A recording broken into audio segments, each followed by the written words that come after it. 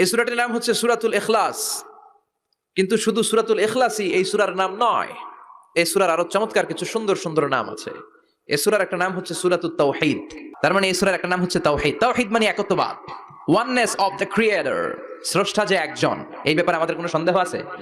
কথা বলেন। আমাদের রব কয়জন? স্রষ্টা কয়জন? এজন্য এই সূরার নাম হচ্ছে সূরাতুত তাওহীদ। একত্ববাদের ধারণা, আল্লাহ যে একজন, এই কথাটা এই সূরার ভেতরে চমৎকার ভাবে বর্ণনা করেছে কে? আর তাওহীদের বিপরীত হলো শিরক। শিরক হলো ভয়ঙ্করতম একটা রোগের নাম। ক্যান্সারের অ্যান্সার হয়, শিরকের কোনো অ্যান্সার হয় না। জোরে বলেন ঠিক কিনা? এজন্য আমরা যত ইবাদত করার জন্য নিয়ত করি, আল্লাহ প্রথমে বলেন শিরক করো কিনা আগে সেটা বলো। প্রথমে তুমি শিরক থেকে নিজেকে মুক্ত করার ঘোষণা দিয়ে দাও, তারপরে ইবাদত শুরু করো। ইবাদতটা তখন কবুল করে নিবে কে? এজন্য আমরা যখন নামাজে দাঁড়াই, আল্লাহ বলে শিরক করো নাকি? আমরা বলি ওয়াজ্জাহাতু ওয়াজহিয়া লিল্লাযী ফাতারাস সামাওয়াতি ওয়াল আরদা হানিফাও ওয়া মা আনা মিনাল মুশরিকিন। ওয়া মা আনা মিনাল মুশরিকিন। আল্লাহ, আমি শিরক করি না, শিরকের সাথে আমাদের কোনো সম্পর্ক। আবার যখন ইজার আর রিদা পরে জিলহজ মাসে হজের জন্য আরাফাতের ময়দানে আমরা চলে যাই, আল্লাহ বলেন হজের ঘোষণা পরে দাও, আগে ঘোষণা দাও শিরক করো নাকি। আমরা তখন ঘোষণা দেই লাব্বাইক আল্লাহুম্মা লাব্বাইক। পারেন না? লাব্বাইক আল্লাহুম্মা লাব্বাইক, লাব্বাইক লা শারীকা লাক লাব্বাইক, ইন্নাল হামদা ওয়ান নি'মাতা লাকা ওয়াল মুলক লা শারীকা লাক। হজের জন্য দাঁড়াই, আল্লাহ বলে হজ পরে করো, আগে বলো শিরক করো নাকি, শিরকের সাথে সম্পর্ক আছে নাকি। আমরা বলি লা শারীকা লাক, আপনার সাথে কোনো ধরনের শরীক আমরা করি না। তার মানে শিরক হচ্ছে ভয়ঙ্কর অপরাধ। সব গুনাহ আল্লাহ মাফ করে দেয়, সব গুনাহ আল্লাহ ক্ষমা করে দেয়, একটা গুনাহ ছাড়া, সেটা হলো শিরকের গুনাহ। সেটা কিসের গুনাহ? এজন্য চাইতে হবে একজনের কাছে, তিনি কে? মাফ করতে পারে একজন, তিনি কে? মনের বাসনা পূরণ করতে পারে একজন, তিনি কে? এটার নাম হচ্ছে তাওহীদ। এটার নাম কি? তাওহীদ। তার বিপরীত হচ্ছে শিরক। বিষ্ণু বলেন আখফা মিন দাবিবিন নামাল, পিঁপড়ার গুটি গুটি পায়ের চেয়েও সূক্ষ্ম হচ্ছে শিরক। পিঁপড়া যেমনি মিষ্টির দোকানের ভেতরে, মিষ্টির বক্সের ভেতরে গুটি গুটি পায়ে ঢুকে যায় আর মিষ্টিগুলোকে নষ্ট করে দেয়, ঠিক তেমনি শিরক গুটি গুটি পায়ে ভাইরাসের মতো মানুষের দেহের ভেতরে ঢুকে তার ঈমান আমল সবকিছুকে বরবাদ করে দেয়। চিল্লায় বলেন ঠিক কিনা? এজন্য আল্লাহ ডেকে বলেন গোলাম, কিয়ামতের কঠিন ময়দানে পাহাড় পরিমাণ গুনাহ নিয়ে যদি তোমরা আমার কাছে আসো, আর ওই পাহাড় পরিমাণ গুনার ভেতরে যদি কোনো শিরকের গুনাহ না থাকে, তাহলে আমি আল্লাহ পাহাড় পরিমাণ ক্ষমা নিয়ে তোমার কাছে হাজির হয়ে যাব। পাহাড় পরিমাণ গুনাহ, কিন্তু এই গুনাতে শিরকের গুনাহ নাই, অন্য গুনাহ। তাহলে পাহাড় পরিমাণ ক্ষমা নিয়ে আমাদের কাছে হাজির হয়ে যাবে কে? এটার নাম হচ্ছে তাওহীদ, এক আল্লাহ বিশ্বাস করা। এজন্য সূরাতুল ইখলাস শুধু সূরাতুল ইখলাসের নাম নয়, এই সূরার আরেকটা নাম হচ্ছে সূরাতুত তাওহীদ। চিল্লায় বলেন কি নাম? সবাই বলেন কি নাম? আবার এই সূরার আরেকটা নাম হচ্ছে সূরাতুল মা'রিফা। কি নাম? সবাই বলেন, আরো জোরে বলেন। সূরাতুল মা'রিফা। মা'রিফা মানে জানা বা চেনা। এই সূরা পড়লে আল্লাহরে চেনা যায়, এই সূরা পড়লে আল্লাহর পরিচয় পাওয়া যায়। এজন্য সূরার নাম হচ্ছে মা'রিফা। এক সাহাবী ঘোষণা দিল সারা রাত তাহাজ্জুদ পড়ব, রাতে আমি ঘুমাবো না। আরেক সাহাবী বলল আমি বিয়ে করেছি কিন্তু বউয়ের কাছে যাব। আরেক সাহাবী বলল আমি সারা বছর রোজা রাখবো, একটা রোজাও ভাঙবো না, একটা রোজাও ভাঙবো না। বিশ্বনবী শুনে রেগে গেলেন। বিশ্বনবী বললেন কারা কারা এই ঘোষণা দিয়েছো যে সারা বছর রোজা রাখবা? সারা বছর রোজা রাখার সিস্টেম ইসলামে নাই। এটাকে আরবিতে বলে সাওমে ভিসাল। কি বলে? সারা বছর রোজা রাখলে কোনো সওয়াব হবে? কথা কোন হবে? কোনো সওয়াব হবে না। সারা রাত তাহাজ্জুদ পড়লে সওয়াব হবে? কোনো সওয়াবই নাই। আপনাকে ঘুমাতে হবে, আবার তাহাজ্জুদও পড়তে হবে, আবার ঘুমাতে হবে, আবার ফজরের নামাজে প্রথম কাতারে থাকতে হবে। চিল্লায় বলেন ঠিক কিনা? এজন্য ইসলাম হলো ভারসাম্যপূর্ণ জীবন বিধান। ছেলে মেয়ে রেখে দিয়ে, সমাজ রেখে দিয়ে, কাজকর্ম রাজ্য রেখে দিয়ে আপনি সন্ন্যাসী সেজে বসে থাকলেন, এটার নাম ইসলাম না। বিশ্বনবী হচ্ছে গোটা বিশ্বের মানুষদের জন্য model. As a teacher, as a father, as a commander, as a messenger, as a lawgiver, as a lawmaker, as a reformer of the society, as a philosopher, Muhammad is the superman of the world. চিল্লায় এখন ঠিক কিনা? তিনি শিক্ষক হিসেবেও সেরা, তিনি বাবা হিসেবেও সেরা।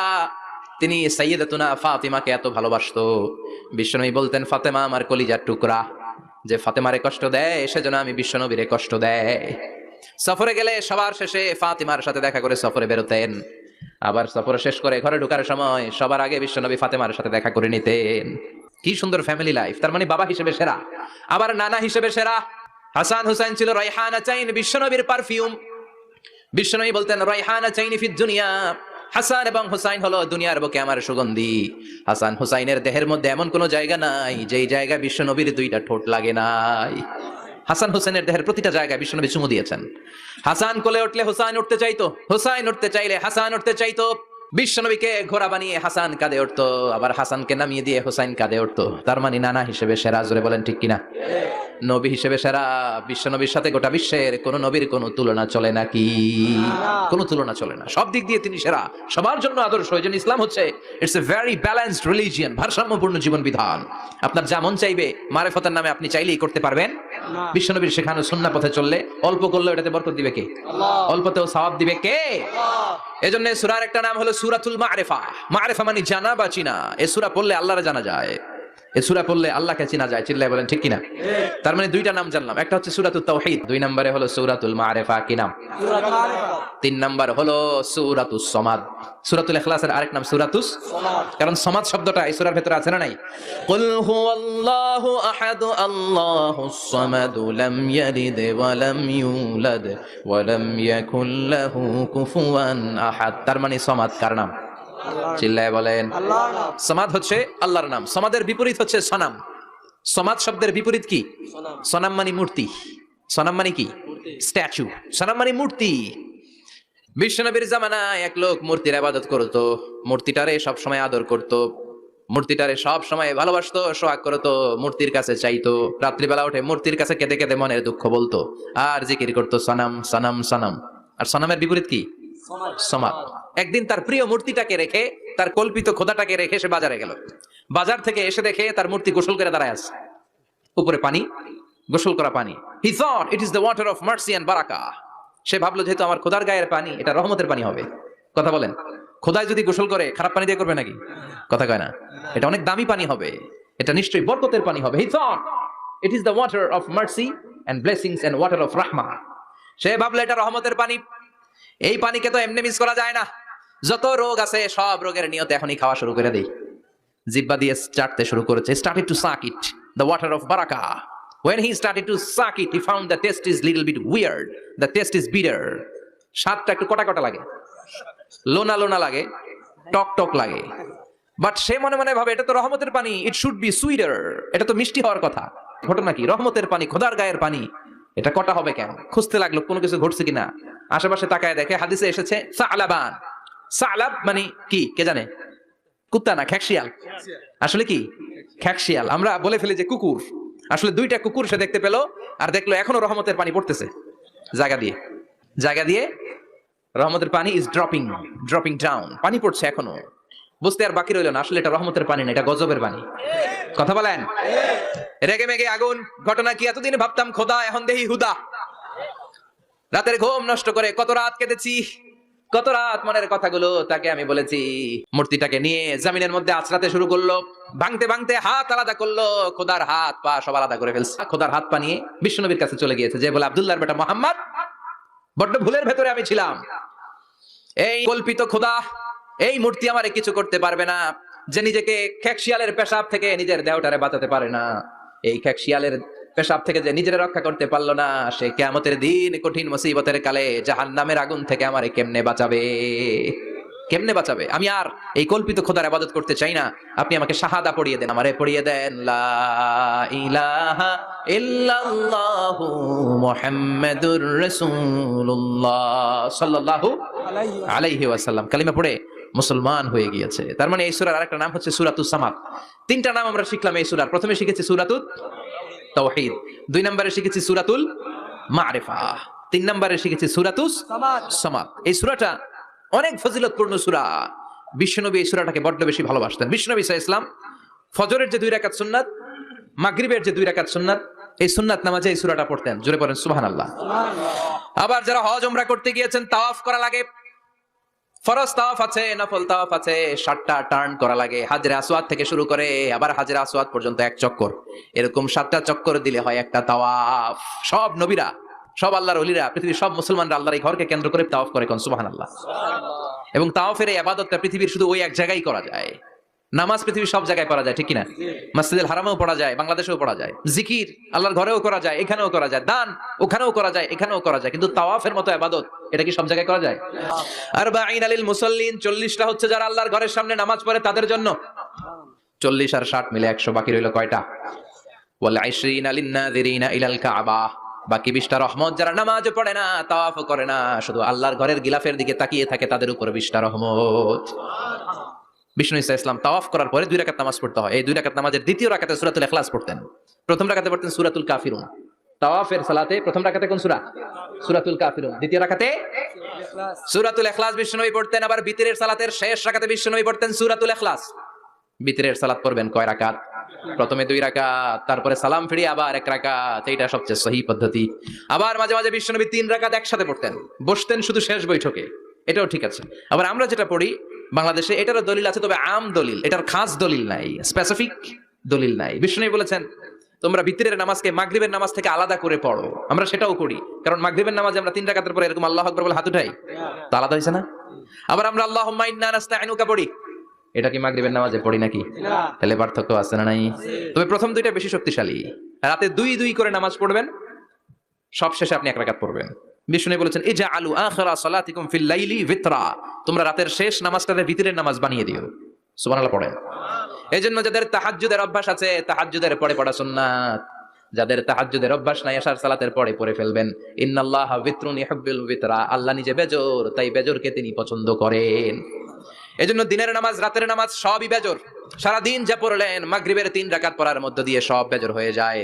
আবার রাতে 4 রাকাত 2 রাকাত করে যত নামাজ পড়লেন, শেষে 1 রাকাত বেতের দিয়ে বা 3 রাকাত বেতের দিয়ে সব বেজর হয়ে যায়। এই 3 রাকাত বেতের নামাজের সর্বশেষ রাকাতে বিষ্ণুনবী ছোট্ট সূরাটা পড়তেন। সুবহানাল্লাহ পড়বেন না? এই আমলগুলো মনে থাকবে সবার। আবার বিষ্ণুনবী বলতেন সূরাতুল ইখলাস সাধারণ সূরা না, এটা সুলুসুল কোরআন, 1/3 অফ দা বুক। কোরআনের 3 ভাগের 1 ভাগ। কোরআন 30 পারা।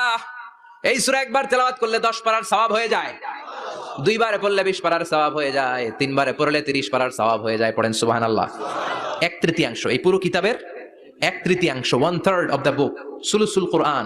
অনেক মুহাদ্দিসিন এবং মুফাসসিরিনরা বলে না, সুলুসুল কোরআন 1/3 অফ দা বুক দিয়ে বিশ্বনবী এটা বোঝায় নাই। বিশ্বনবী বুঝিয়েছে অন্য একটা জিনিস। সেটা কি? সেটা হচ্ছে পুরো 30 পারা কোরআনের কথাকে যদি আমাকে 3 শব্দে আপনি আমাকে বলতে বলেন যে হুজুর পুরো 30 পারায় আল্লাহ কি বলেছে, আমি বলবো তাওহীদ, রিসালাত, আখিরা। এই 3টা কথা পুরো 30 পারা কোরআনের ভেতরে আল্লাহ তাআলা আমাদেরকে বলেছেন। তাই কোরআনের যে সূরারই তাফসীর আমি করি না কেন, সেখানে হয় তাওহীদ, নয় রিসালাত, নয় আখিরাতের কথা সেখানে আছে না নাই? এজন্য পুরো কোরআনের শিক্ষাটাকে প্রেসাইজ করলে, কনসাইজ করলে 3টা শব্দ দাঁড়ায়, তাওহীদ, রিসালাত, আখিরাত। যেহেতু সূরাতুল ইখলাসের ভেতরে তাওহীদের কথা আছে, তার মানে 3 ভাগের 1 ভাগ কথা আছে না নাই?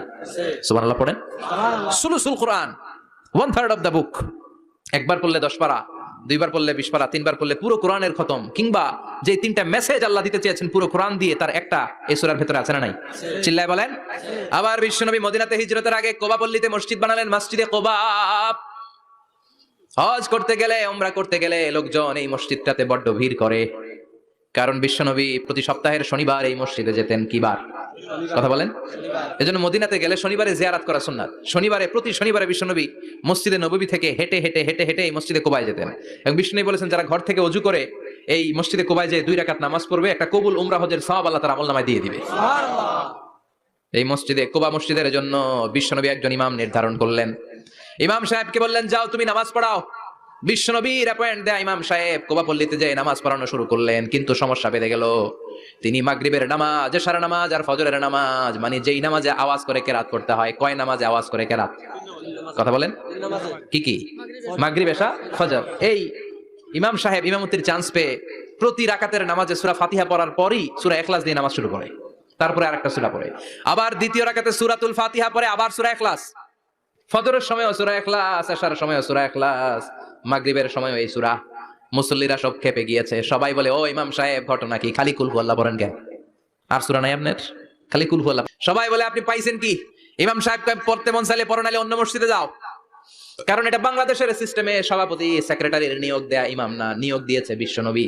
আবার ক্যান্সেল করলেও লাগবে বিশ্বনবীরে, ঠিক কিনা? নিয়োগ দিয়েছে বিশ্বনবী, নিয়োগ বাতিল করলেও করবে কে? বিশ্বনবী। মুসল্লির তো কোনো ইখতিয়ার নাই। সব মুসল্লিরা মিলে বিশ্বনবীর দরবারে যায়, যে বলে নবী কি ইমাম সাহেব দিলেন, কুল হুয়াল্লাহ ছাড়া কিছু পারে না, খালি কুল হুয়াল্লাহ। কি এক মুসিবতে আছি, প্রত্যেক নামাজে কুল হুয়াল্লাহু আহাদ দিয়ে শুরু করে, এরপরে আরেক সূরা পড়ে। ঘটনা কি? বিশ্বনবী বললেন ইমাম সাহেবরে ডাকো। বিশ্বনবী ইমাম সাহাবীরে বললেন ও সাহাবী কেন এই কাজটা করো? তোমার মুসল্লিরা বলে প্রতি রাকাতে কেন কুল হুয়াল্লাহ দিয়ে শুরু করো, ঘটনাটা কি? অন্য সূরা পড়ো না কেন?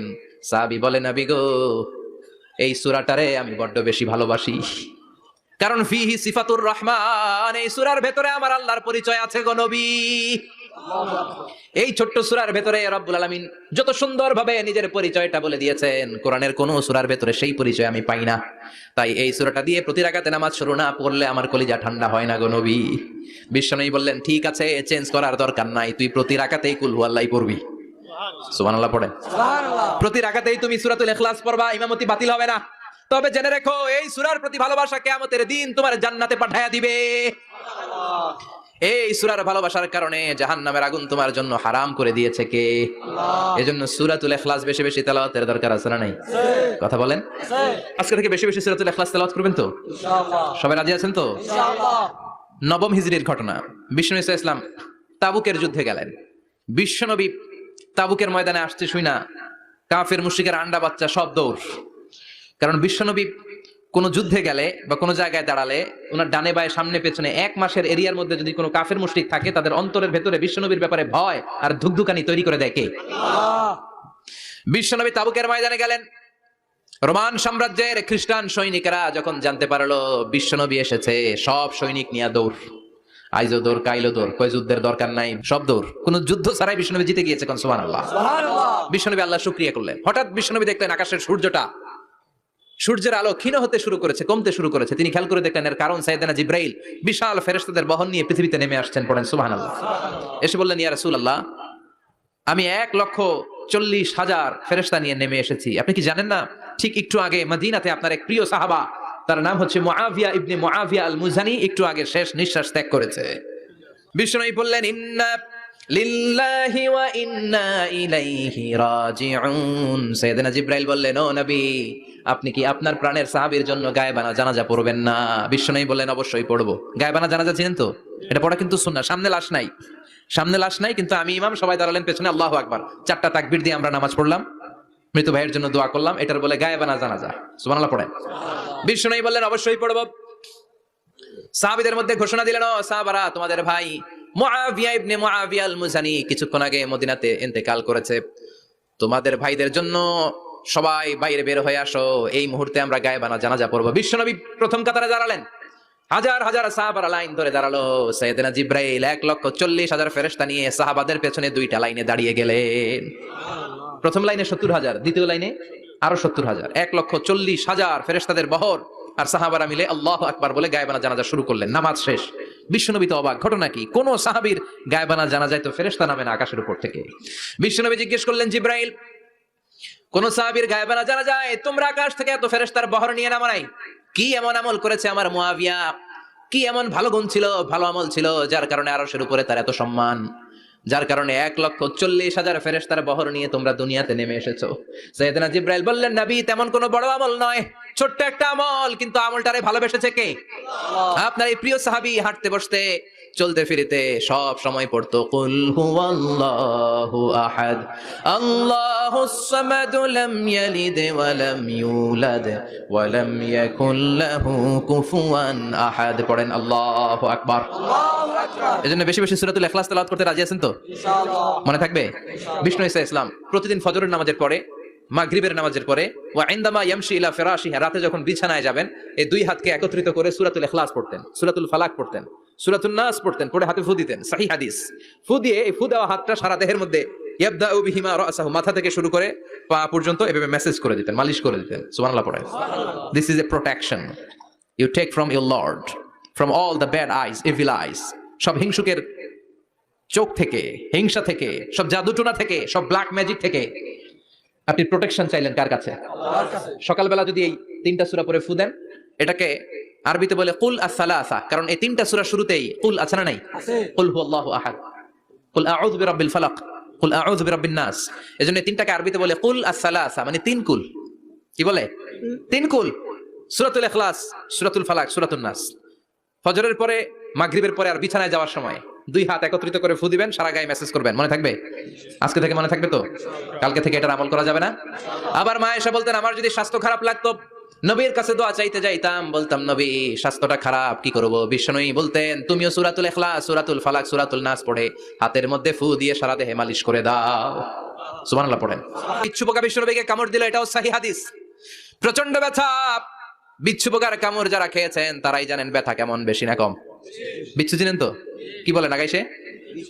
বিচ্ছু কয় এই বিচ্ছু পোকা কামড় দিয়েছে, প্রচন্ড ব্যথা পেয়েছে বিশ্বনবী। বিশ্বনবী বললেন লানাতুল্লাহি আলাল আকরাব, এই বিচ্ছুর উপর আল্লাহর লানত। মুসল্লিও চিনে না, নবীও চিনে না, কামড় তো দিয়ে বসছে। বিশ্বনবী বললেন লবণের পানি গরম দাও, লবণের পানি আনা হলো। বিশ্বনবী বললেন আঙ্গুলের মধ্যে ঢালো, পানি ঢালতে শুরু করা হলো। আর বিশ্বনবী পড়তে আরম্ভ করলেন কুল হুয়াল্লাহু আহাদ আল্লাহুস সামাদ লাম ইয়ালিদ ওয়া লাম ইউলাদ ওয়া লাম ইয়াকুল লাহু কুফুয়ান আহাদ। পড়েন আল্লাহু আকবার।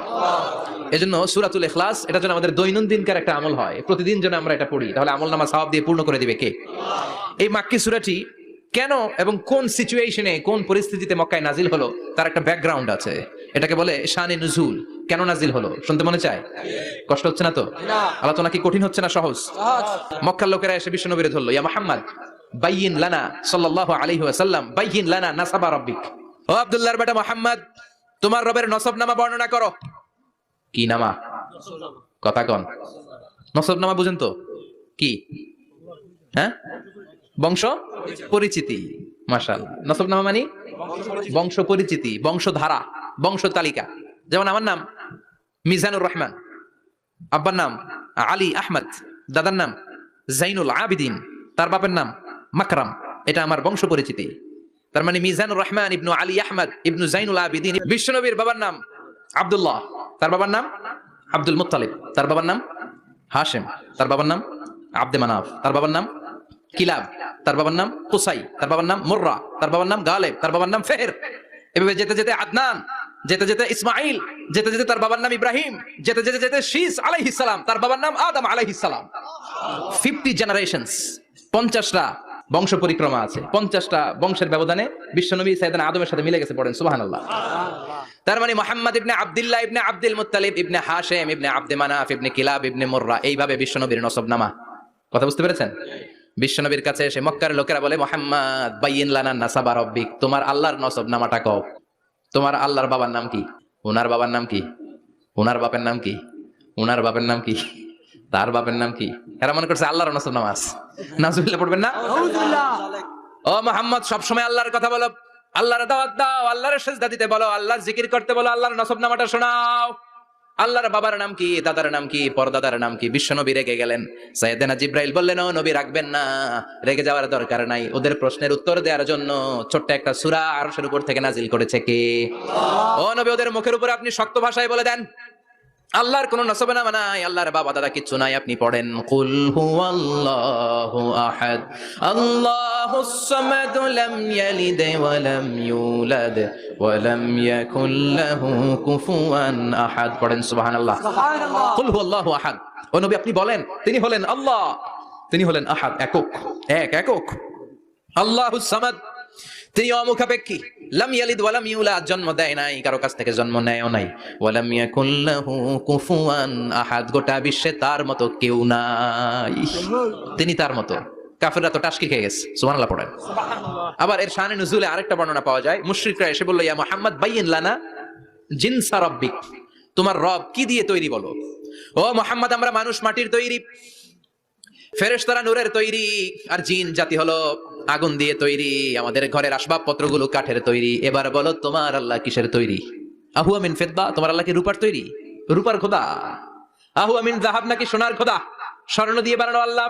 আহু আমিন খাশাব, নাকি কাঠ দিয়ে বানানো তোমার আল্লাহ? কি দিয়ে বানানো বলো? বিশ্বনবীর কাছে তখন জিবরাইল আয়াত নাজিল করলেন আর বললেন, নবী ওদের প্রশ্নের জবাব আপনি এই সূরা দিয়ে পড়েন আর বলেন কুল হুয়াল্লাহু আহাদ আল্লাহুস সামাদ লাম ইয়ালিদ ওয়া লাম ইউলাদ ওয়া লাম ইয়াকুল লাহু কুফুয়ান আহাদ। পড়েন সুবহানাল্লাহ। এই ব্যাকগ্রাউন্ড ফজিলত সব শুনে সূরাটা একটু নরম হয়ে আসছে না? এখন নরম নরম লাগে না?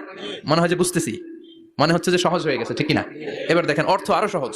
আল্লাহ বললেন কুল, কুল মানি বলো। কোরআনে যত জায়গায় কুল পাবেন, রব্বুল আলামিন তার পেয়ারা হাবিবকে অর্ডার করছেন, কুল মানি বলো, সে ও মাই মেসেঞ্জার, সে বলো। কুল মানি কি? বলো। কুল মানি বলো।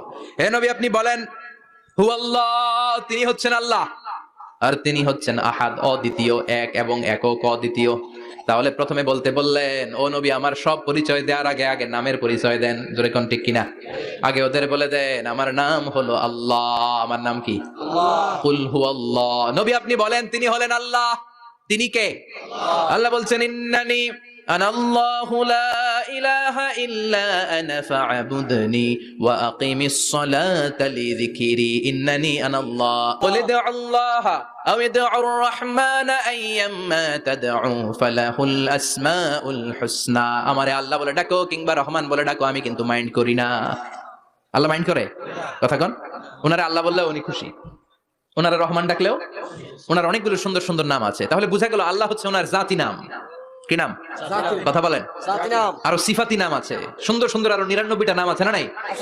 বিশ্বনবী বলেন ইন্নালিল্লাহি 99 ইসমা। আল্লাহ নাম ছাড়া আল্লাহর আরো 99টা চমৎকার চমৎকার নাম আছে। মান আহসাহা দাখালাল জান্নাহ। যেই নামগুলো সিনার ভিতরে রাখবে জাহান্নামের আগুন তার জন্য হারাম করে দিবে কে? তার মানে বুঝা গেল ওনার আসল নাম আল্লাহ। চিল্লায় বলেন আসল নাম কি? আল্লাহ। আরো জোরে বলেন আসল নাম কি? আল্লাহ। আবার আল্লাহ নামটা এত মজার নাম, এই নামের 4টা অক্ষর, প্রতিটা অক্ষর যদি আলাদা করেন কোরআনের পরতে পরতে পরিচয় আছে না নাই? আল্লাহ লিখতে কয়টা অক্ষর? সবাই বলেন। 4টা। আলিফ লাম লাম হা। সবাই বলেন আলিফ লাম লাম হা। আলিফ লাম লাম হা। আরো জোরে আলিফ লাম লাম হা। আলিফ লাম লাম হা। আল্লাহ দিয়ে আল্লাহ কোরআনের পরিচয় দিয়েছেন। আল্লাহু নূরুস সামাওয়াতি ওয়াল আরদি মাসালু নূরিহি কামিশকাতিন ফিহা মিসবাহ। সুবহানাল্লাহ। সুবহানাল্লাহ। এবার আলিফ লাম লাম হা, আলিফ বাদ দিলে থাকে লিল্লাহ। লিল্লাহ দিয়ে পরিচয় আছে না নাই? লিল্লাহি মা ফিস সামাওয়াতি ওয়া মা ফিল আরদি ওয়া হুয়া বিকুল্লি শাইইন আলিম। এবার লামটা যদি কেটে দেন থাকে লাহু। লাহু দিয়ে কোরআনে পরিচয় আছে না নাই? একটা দুইটা? কথা বলেন। লাহুল মুলকু ওয়া লাহুল হামদু ওয়া হুয়া আলা কুল্লি শাইইন কাদির। এবার লাহুর লামও যদি বাদ দিয়ে দেন থাকে হু। হু দিয়ে কোনো পরিচয় টরিচয় নাই? এটা দিয়ে পরিচয় আছে? পড়েন হুয়াল্লাহুল্লাযী লা ইলাহা ইল্লা হু আলিমুল গায়বি ওয়াশ শাহাদাতি হুয়ার রহমানুর রহিম। চিল্লায় পড়েন আল্লাহু আকবার। আল্লাহু আকবার। আর জোরে আল্লাহু আকবার। আবার এই নামটা এমন নাম যে নাম আমরা বিপদে পড়লে জপি। পেটে ব্যথা হলে ডাকি কারে? আল্লাহকে। ডায়রিয়া হইলে ডাকি কারে? আল্লাহকে। তুফান ছুটলে ডাকি কারে? আল্লাহকে। ভূমিকম্পে ডাকি কারে? আল্লাহকে। বন্যা শুরু হইলে ডাকি কারে? ফাইযা রাকিবু ফিল ফুলকি দা'আউল্লাহ মুখলিসিনা লাহুদ-দীন ফালাম্মা নাজ্জাহুম ইলাল বাররি ইযা হুম ইউশরিকুন। আল্লাহ বলে আমার কিছু গোলাম আছে সাগরের মাঝখানে যদি তুফানে পড়ে আমারে ডাকে, তুফান চলে গেলে আমারে গালি দেয়। এরকম ডাকাইতাছে না নাই? সব সময় ডাকতে হবে কারে? আল্লাহকে। বিপদে আপদে, সকালে বিকালে, শীতকালে গ্রীষ্মকালে জিকির হবে একজনের নামে। চিল্লায় বলেন তিনি কে? আল্লাহ। আবার আল্লাহ নামটা এমন নাম এটার বহুবচন হয় না। আল্লাহ একজন, তার কোনো পরিবর্তন নাই। আমরা বললাম আল্লাহ বুঝেছি তোমার অনেক ক্ষমতা, তোমার নামটা বড় মধুর নাম, প্রতিটা অক্ষর আলাদা করলেও পরিচয় পাওয়া যায়। তোমার আসল নাম আল্লাহ, কিন্তু এই যে তুমি আল্লাহ, তুমি কতদিন ধরে আল্লাহ? কতদিন? কবে থেকে আছো? কতদিন থাকবা? প্রশ্ন আসে না নাই? মাঝে মাঝে প্রশ্ন আসে না উনি কয়দিন ধরে আছে? কতদিন ধরে ওনার এত ক্ষমতা? কতদিন পর্যন্ত ওনার এই ক্ষমতা কন্টিনিউ করবে? প্রশ্ন হয় না? কথা বলেন। সে উত্তর আল্লাহ দিলেন। আল্লাহ বললেন হুয়াল আউয়ালু ওয়াল আখিরু ওয়াল যাহিরু ওয়াল বাতিন ওয়া হুয়া বিকুল্লি শাইইন আলিম। আল্লাহ বললেন আমি প্রথম, আমি শেষ, আমি প্রকাশ্য, আমি গোপন, সূচনাহীন। অতীত কাল থেকে আমি আল্লাহ আছি, শেষহীন সীমানাহীন ভবিষ্যৎ পর্যন্ত থাকবো। তিনি কবে থেকে আছেন? সূচনাহীন অতীত না, প্রথম থেকে না, সূচনাহীন অতীত। ভালো ব্যাখ্যা হচ্ছে সূচনাহীন প্রথম থেকে বলে আল্লাহ এটাই বুঝালেন সূচনাহীন অতীত। এমন অতীত যেটার সূচনা নাই, আবার এমন ভবিষ্যৎ যেটার শেষ নাই। তার মানে প্রথমেও তিনি, শেষেও তিনি, প্রকাশ্যেও তিনি, গোপনেও তিনি। জোরে কোন ঠিক কিনা? আজানেও তিনি, একামতেও তিনি। আজানের প্রথম শব্দ কি? আল্লাহ। জোরে বলেন আল্লাহ। আবার একামতের শুরুতে উনি আছেন না নাই? আবার জিলহজ মাসে ঈদুল আজহার সময় যখন আমরা কোরবানি করি তখন কার নাম? আল্লাহ। ছুরিটা জবাই দেওয়ার সময় কি বলি? আল্লাহ। আবার জিকির করি কার নামে? আল্লাহ। তার মানে আজানে আল্লাহ আল্লাহ, একামাতে আল্লাহ আল্লাহ, কোরবানিতে আল্লাহ আল্লাহ, জিকিরে আল্লাহ আল্লাহ। ঠিক কিনা বলেন? আজানে আল্লাহ আল্লাহ, একামাতে আল্লাহ আল্লাহ, কোরবানিতে আল্লাহ আল্লাহ, জিকিরে আল্লাহ আল্লাহ। নিখিল জাহান গায়ে গুণগান, তার নামে গায় আমরাও গাহি তাআলা। হামদে বারি তাআলা, হামদে বারি তাআলা, হামদে বারি তাআলা। চিল্লায় পড়েন আল্লাহু আকবার। আর জোরে আল্লাহু আকবার। আবার তিনি এমন সত্তা যার কোনো ঘুম নাই, তন্দ্রা নাই, সারাদিন কাজ করার পরে রাত্রিবেলা আমরা ঘুমিয়ে যাই, আল্লাহ ঘুমায় না। জোরে বলেন, লা তাখুযুহু সিনাতুন ওয়ালা নাওম, নেভার স্লিপস নর স্লাম্বার ওভারটেকস হিম। ঘুমও নাই, তন্দ্রাও নাই। সুবহানাল্লাহ। সাইয়েদনা মুসা আলাইহিস সালাম বললেন, আল্লাহ সারাদিনে কাজ করার পরে আমরা ঘুমিয়ে যাই, আয়াগলিবুকান নাওম, আপনার কি ঘুমে ধরে না? আয়াগলিবুকান নাওম, ঘুম কি আপনাকে পাকড়াও করে? আপনার কি ঘুমে ধরে না? আমি তো সারাদিন ছাগল চড়াই, বনি ইসরাইলের মধ্যে দাওয়াতি কাজ করি, ক্লান্ত শ্রান্ত শরীর রাত্রিবেলা ঘুমিয়ে পড়ে, আপনার কি ঘুমে ধরে না? শুনতেছেন? মনোযোগ আছে না গেছে? কষ্ট হচ্ছে? তাকবীর দেন, লিল্লাহি তাকবীর, আল্লাহু আকবার। আর জোরে পড়েন, লিল্লাহি তাকবীর। আয়াগলিবুকান নাওম, আল্লাহ আপনার কি ঘুমে ধরে? আল্লাহ বললেন, মুসা তুর পাহাড়ের উপরে দাঁড়াও, দুইটা গ্লাসের ভেতরে পানি নাও, পানি নিয়ে তুর পাহাড়ের উপরে ঠায় দাঁড়িয়ে থাকো। সাইয়েদনা মুসা আলাইহিস সালাম পানি ভর্তি দুইটা গ্লাস নিয়ে দাঁড়িয়ে রইলেন। আবার জিজ্ঞেস করতে শুরু করলেন, আল্লাহ আয়াগলিবুকান নাওম, আপনার কি ঘুমে ধরে? আল্লাহ বললেন, no talk, no more question, কোনো কথা নাই, দাঁড়িয়ে থাকো। সাইয়েদনা মুসা আলাইহিস সালাম দাঁড়িয়ে রইলেন। 1 ঘন্টা পরে আবার আল্লাহ জিজ্ঞেস করলেন, আল্লাহ আয়াগলিবুকান নাওম, আপনার কি ঘুমে ধরে? আল্লাহ বলে, কথা বলা যাবে না, no talk, no more question, দাঁড়িয়ে থাকো। 3 ঘন্টা পরে আবার বললেন, আল্লাহ আপনার ঘুমে ধরে কিনা? আল্লাহ কিছু বলে না। সাইয়েদনা মুসা আলাইহিস সালাম বললেন, আল্লাহ জিজ্ঞেস করলাম কি করতে, কইলেন কি? আল্লাহ বলে, মুসা কোনো কথা নাই, দাঁড়িয়ে থাকো, যেটা হুকুম করেছি তামিল করো। 4 ঘন্টা যায়, 5 ঘন্টা যায়, কোমরে ব্যথা আছে না নাই? মশার কামড় আছে না নাই? আর ঘুমকে আল্লাহ অর্ডার করলেন, ও ঘুম, মুসাকে তুই চেপে ধর, কি কর। মুসা আলাইহিস সালাম এমনি সেমনি ডানে বায়ে কোনোভাবে দাঁড়িয়ে থাকতে পারে না, এদিকে ঘুম আসলে ওদিকে পড়ে। 5 ঘন্টা পরে কাত হয়ে জমিনে পড়ে যায়, ঘুমের ধাক্কায় কাত হয়ে জমিনে পড়ে যায়, গ্লাসগুলো ভেঙে ভেঙে খান খান হয়ে যায়। আল্লাহ ডেকে বললেন, ও মুসা বেশি কিছু দেই নাই, কেবলমাত্র শুধুমাত্র 2টা পানি ভর্তি গ্লাস হেফাজতের দায়িত্ব দিয়েছিলাম, ঘুমের কারণে হেফাজত করতে পারো নাই, মাত্র 2টা গ্লাস, ঘুমের কারণে বাঁচাতে পারো নাই। আমি যদি এরকম ঘুমিয়ে যেতাম, চন্দ্রের সাথে সূর্য লেগে, সূর্যের সাথে আরেকটা গ্রহ লেগে, মহাবিশ্বের সব কিছু এরকম গ্লাসের টুকরার মতো খান খান হয়ে যেত। লা তাখুযুহু সিনাতুন ওয়ালা নাওম, আল্লাহর ঘুম নাই। ঘুমের আগে যে অনেকের ঝিমুনি ধরে, তন্দ্রা ধরে, এই তন্দ্রাও নাই। চিল্লায় বলেন সুবহানাল্লাহ। তাহলে আল্লাহর ঘুম নাই, আল্লাহর তন্দ্রা নাই, আল্লাহর আগে কেউ নাই, আল্লাহর পরে কেউ নাই, তিনিই প্রথম, তিনিই শেষ, তিনিই প্রকাশ্য, তিনিই গোপন। এজন্য আল্লাহ বললেন, কুল হুয়াল্লাহু আহাদ, তিনি হলেন এক। লাউ কানা ফীহিমা আলিহাতুন ইল্লাল্লাহু লাফাসাদাতা, আল্লাহ ছাড়া অন্য কেউ যদি রব হতো, একাধিক যদি খোদা হতো, মারামারি বেড়ে যেত। জোরে কোন ঠিক কিনা? কুল হুয়াল্লাহু আহাদ, তিনি একক, তিনি অদ্বিতীয়, তার কোনো শরীক নেই, তিনি আহাদ, তার নাম হচ্ছে আহাদ। তার নাম কি? এজন্য আল্লাহ বললেন, আমি হলাম এক রাজা, মহারাজা, আমার নাম আহাদ, আমার নাম কি? এজন্য আল্লাহ বললেন, কুল হুয়াল্লাহু আহাদ আল্লাহুস সামাদ লাম ইয়ালিদ ওয়া লাম ইউলাদ ওয়া লাম ইয়াকুল লাহু কুফুয়ান আহাদ। পড়েন সুবহানাল্লাহ।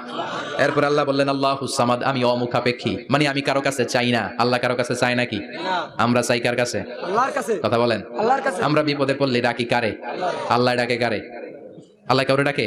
কারণ অমুখাপেক্ষী, অফুরন্ত ধনভাণ্ডারের মালিক। পৃথিবীর সব মানুষগুলো যদি এক ময়দানে দাঁড়ায়, তাদের যত চাহিদা আছে সব যদি আল্লাহরে বলে, আল্লাহ গাড়ি দাও, বাড়ি দাও, নারী দাও, ক্ষমতা দাও, এটা দাও, সেটা দাও, সব যদি আল্লাহর কাছে চাইতে শুরু করে, আল্লাহ যদি সবও দিয়ে দেয়, তারপর ওনার ধনভাণ্ডারের 1 ইঞ্চিও কমবে না।